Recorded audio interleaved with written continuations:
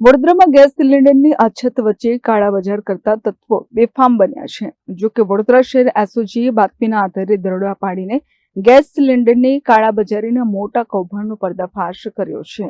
વડોદરાના હરણી airport road પર આવેલ એક મકાનમાં ગેરકાયદેસર રીતે ગેસ સિલિન્ડરનો સંગ્રહ અને કાળાબજારી થતી હોવાની વિગત પોલીસને મળી હતી, જેના આધારે એસઓજીની ટીમે દરોડો પાડતા મકાનમાંથી ઘરેલું તેમજ કોમર્શિયલ ગેસના બોટલોનો મોટો જથ્થો મળી આવ્યો હતો। તપાસ દરમિયાન પોલીસે સ્થળ પરથી અંદાજે 30 જેટલા ગેસ સિલિન્ડર કબજે કર્યા છે।